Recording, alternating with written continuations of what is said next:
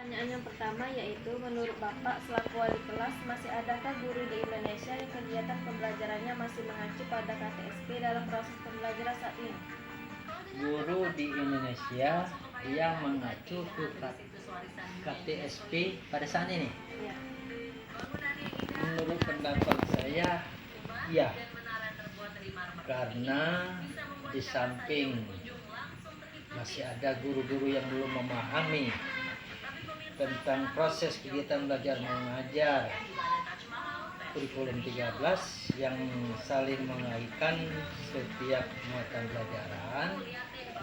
Di samping itu di Indonesia perlu kita ingatkan lagi bahwasanya masih banyak daerah-daerah khususnya SD atau sekolah yang terpencil, sehingga di daerah yang terpencil itu terdapatlah guru yang kurang.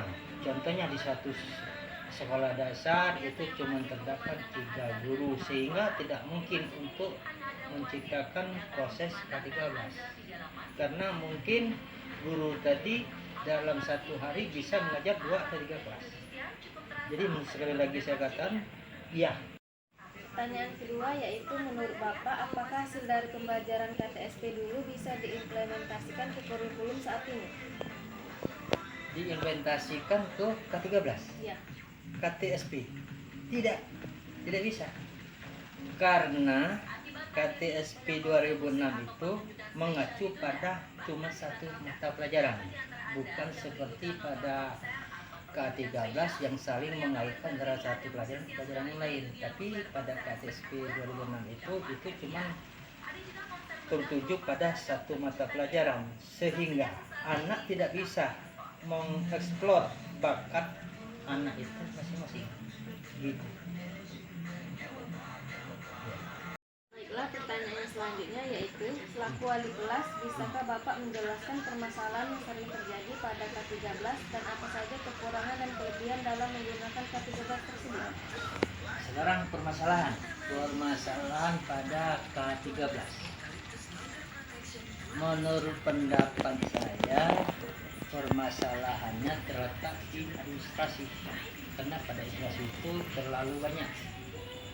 Adapun kalau kelebihannya, dalam kegiatan belajar mengajar, guru dapat langsung menguatkan pendidikan, karakter, literasi, dan pembelajaran tidak monoton, sehingga pelajaran tersebut bisa lebih modern untuk menuju abad 21 yang akan datang. Itu pendapat saya. Cukup. Pertanyaan selanjutnya yaitu, dalam pelaksanaan K13 di setiap sekolah tentunya ada program yang bertujuan untuk mendukung PTK atau penguatan pendidikan karakter. Menurut Bapak, cara memilih program yang tepat untuk diterapkan di sekolah itu bagaimana? Apakah ada kriteria yang harus dipenuhi dari pusat?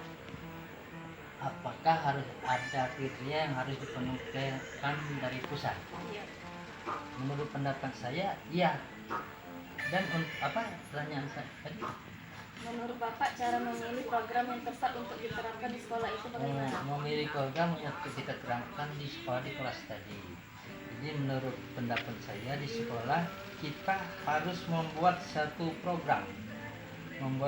program dalam penguatan kejujuran dan integritas yang kriterianya sesuai dengan Undang-Undang Nomor 20 Tahun 2003 Pasal 3, yaitu pendidikan yang mengembangkan potensi peserta didik menjadi manusia beriman, jujur, demokratis, dan tanggung jawab.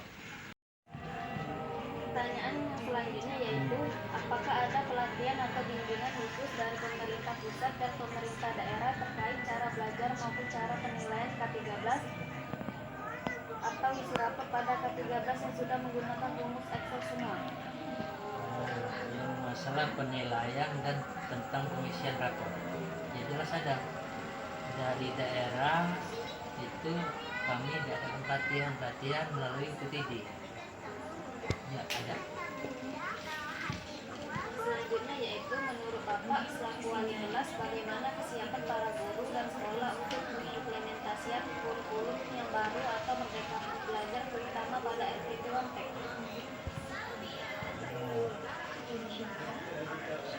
Menurut saya sekolah dan guru-guru itu ya harus siap.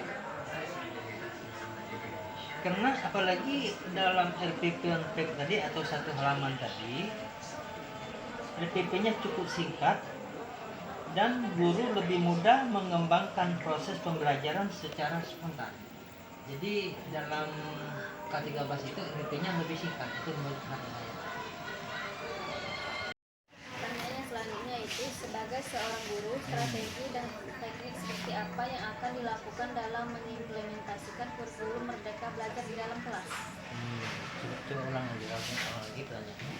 Sebagai seorang guru, strategi dan teknik seperti apa yang akan dilakukan dalam mengimplementasikan kurikulum merdeka belajar di dalam kelas? Jadi menurut pendapat saya itu kita satu guru harus dengan cara pengembangan model pembelajaran yang menarik sehingga dalam pembelajaran tersebut siswa tidak merasa bosan atau tidak merasa jenuh, sehingga kita membuat pelajaran itu dengan pelajaran yang lebih menarik. Pertanyaan selanjutnya yaitu menurut sumber yang saya cari, konsep belajar merdeka atau USBM akan diganti dengan ujian asesmen yang diselenggarakan hanya oleh sekolah. Ujian untuk menilai kompetensi siswa dapat dilakukan dalam bentuk tes tertulis atau bentuk penilaian lain yang lebih komprehensif seperti portofolio dan penugasan seperti tugas kelompok, karya tulis dan lain sebagainya. Apakah itu efektif menurut Bapak? Coba ulang lagi, yang efektif itu yang penilaian bagaimana? Coba ulangi lagi. Ini, Pak. Untuk menilai kompetensi siswa dapat dilakukan dalam bentuk tes tertulis atau bentuk penilaian lain yang lebih komprehensif seperti portofolio dan penugasan seperti tugas kelompok, karya tulis dan lain sebagainya.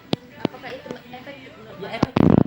Menurut saya efektif, sangat efektif karena guru itu sudah melaksanakan UTS, penilaian kelompok, portofolio, praktek, itu yang dilaksanakan guru dan lain-lain sebagainya. Jadi ujian asesmen itu lebih mudah dilaksanakan dan hasilnya penilaian lebih kooperatif, dan juga soal-soal yang diberikan kepada anak sesuai dengan kemampuan anak dan keadaan lingkungan sekolah itu sendiri.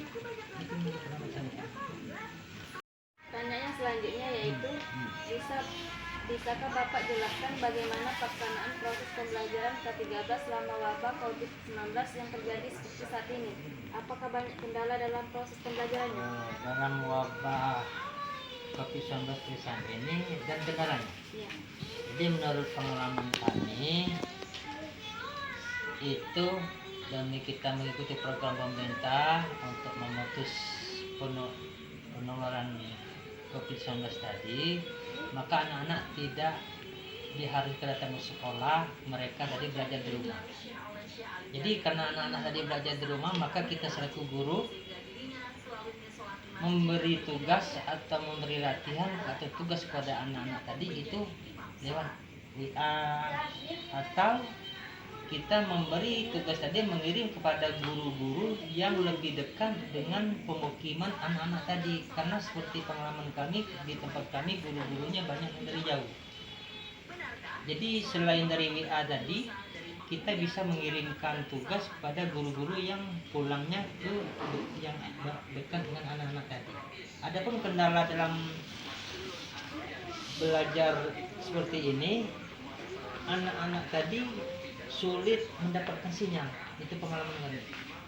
Sehingga anak-anak tadi untuk mendapatkan sinyal, kalau kita mengirimkan lewat WA, anak-anak tadi harus mencari sinyal itu ke tempat yang lebih tinggi atau di tanah lapang. Dan yang berikutnya yaitu tidak seluruh orang tua atau anak-anak tersebut memiliki HP yang Android. Pertanyaan terakhir yaitu menurut Bapak dalam pembuatan atau penyusunan RPP lebih mudah